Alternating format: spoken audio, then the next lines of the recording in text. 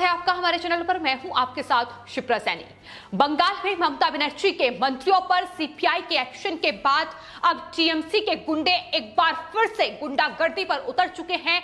CBI दफ्तर पर पत्थर बरसाए जा रहे हैं। इतना ही नहीं, केंद्रीय सुरक्षा बलों को भी निशाना टीएमसी के इन गुंडों की तरफ से बनाया जा रहा है।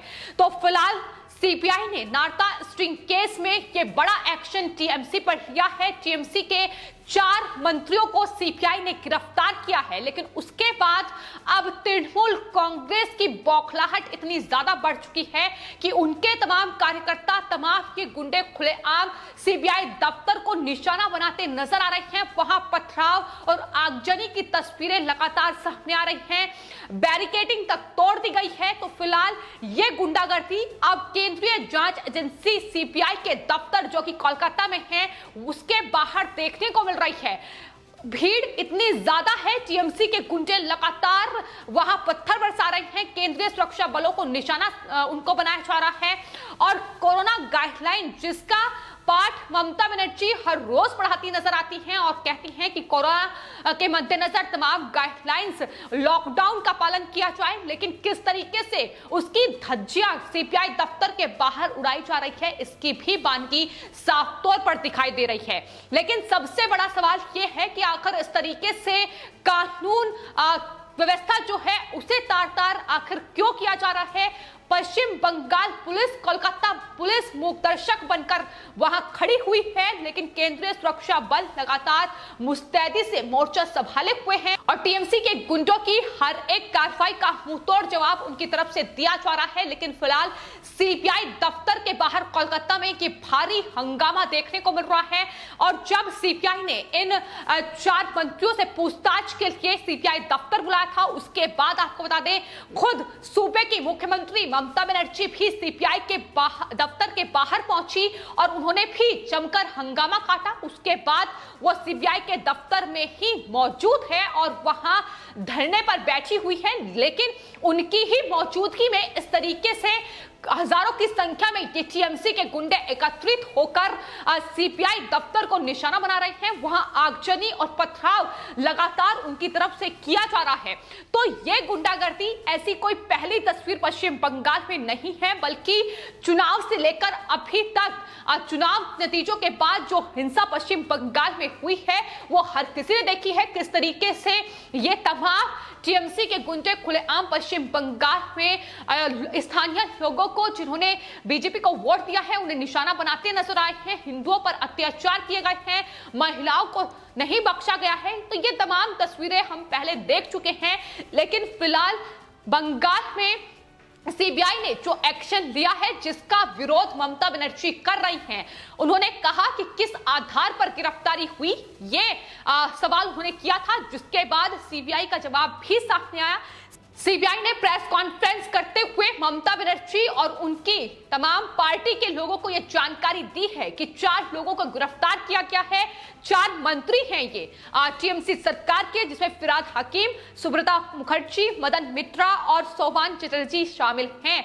पश्चिम बंगाल गवर्नमेंट एक नारदा स्टिंग केस में ये जो मंत्री हैं ये शामिल पाए गए थे और कोलकाता हाईकोर्ट के 16 अप्रैल 2017 के आदेश के बाद सीबीआई ने इस मामले में जो केस है वो दर्ज किया और उसके बाद अब एक्शन राज्यपाल की अनुमति के बाद सीबीआई ने लिया है। तो तमाम जानकारी उनकी तरफ से प्रेस कॉन्फ्रेंस करते हुए दी गई है।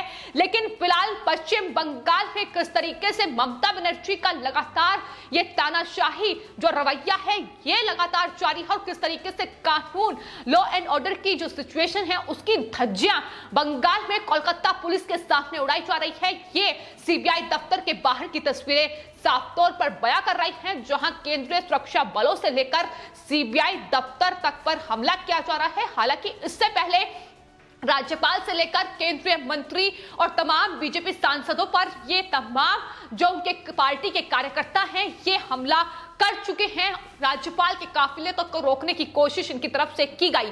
तो फिलहाल ये है ममता बनर्जी का बंगाल, जिसकी दुहाई वो हर रोज देती नजर आती है। लेकिन ये बंगाल किस तरीके से हिंसा की आग में हर रोज झुलस रहा है, ये लगातार तस्वीरें वहां की बयां कर रही है। जिस तरीके से तमाम जो हिंदू हैं उन्हें निशाना बनाया जा रहा है, तमाम बीजेपी कार्यकर्ताओं की खुलेआम हत्याएं हो रही हैं। लेकिन अब अगर बंगाल में केंद्रीय जांच एजेंसी का ही दफ्तर इस तरीके से फूंका जाएगा, अगर इस तरीके से वहां आगजनी और पथराव की तस्वीरें सामने आएंगी, तो यह साफ संदेश है कि बंगाल में स्थिति इस वक्त बेहद भयावह और चिंताजनक बनी हुई है, जिस पर केंद्र को विचार जरूर करना चाहिए, जिसकी मांग लोग भी हर रोज कर रहे हैं। वहीं फिलहाल सीबीआई का एक्शन इन 4 मंत्रियों पर जिन्हें गिरफ्तार किया गया है, लेकिन आने वाले वक्त में नारदा स्टिंग केस में ये जो लिस्ट है गिरफ्तारी की, ये लंबी हो सकती है। और कहीं ना कहीं इसका ही डर ममता बनर्जी को सता रहा है और यही वजह है कि वो सीबीआई दफ्तर में इस तरीके का हंगामा काट रही हैं।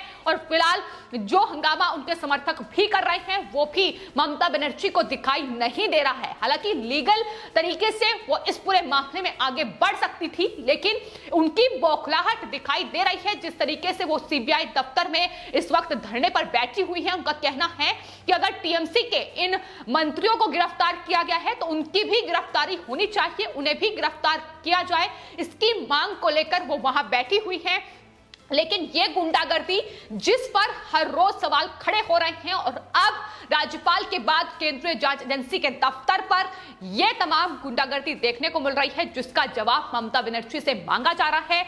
बीजेपी नेता लगातार अब पूरी हिंसा को लेकर ममता बनर्जी को घेरते नजर आ रहे हैं। तो फिलहाल सीबीआई दफ्तर जो कि कोलकाता में है, वहां जिस तरीके से हंगामा ममता बनर्जी कर रही हैं, उसको लेकर अब बीजेपी अध्यक्ष दिलीप घोष का बयान भी सामने आया है।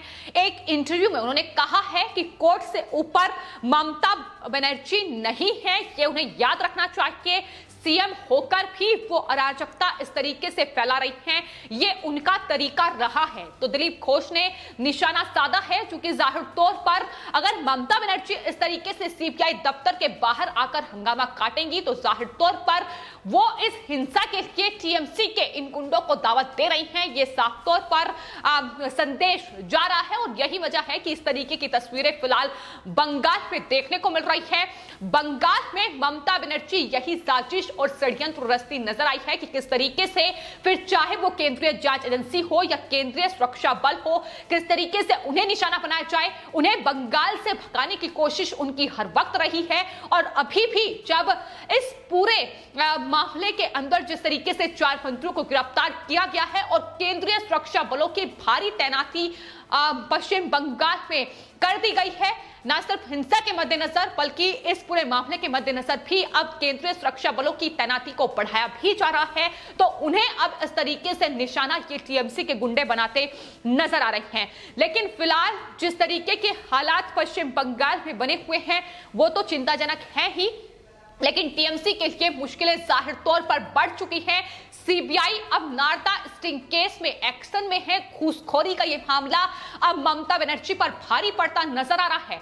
लेकिन टीएमसी के ये गुंडे जिस तरीके से वहां कोरोना गाइडलाइंस की धज्जियां भी उड़ाते नजर आ रहे हैं, अब कहीं ना कहीं ममता बनर्जी की गिरफ्तारी होनी चाहिए, क्योंकि आम जनता से वो ये लगातार अपील करती हैं कि वो कोरोना गाइडलाइंस का पालन करें। और वहां जिस तरीके से तमाम कोरोना गाइडलाइंस की धज्जियां उनके कार्यकर्ताओं और उनकी तरफ से उड़ाई जा रही हैं, उसमें उनकी गिरफ्तारी होनी चाहिए। लेकिन जाहिर तौर पर चूंकि बंगाल पुलिस इस वक्त सत्ता का संरक्षण उन्हें प्राप्त है, ऐसे में वो कोई भी कार्रवाई करती नजर नहीं आ रही है, और ऐसा वो करेगी भी नहीं। यही वजह है कि हिंसा इतनी चरम पर है और लगातार ये हिंसा कहीं ना कहीं अब खून खराबे में तब्दील होती नजर आ रही है, क्योंकि जिस तरीके से पत्थरबाजी और ये आगजनी कर अब सीबीआई को दबाने की कोशिश ममता बनर्जी और उनकी पार्टी करने की कोशिश कर रही है। लेकिन सीबीआई ने साफ कहा है, राज्यपाल की अनुमति के बाद अब उन्होंने पूछताछ इन 4 मंत्रियों से की है, चार्जशीट दाखिल कर दी गई है।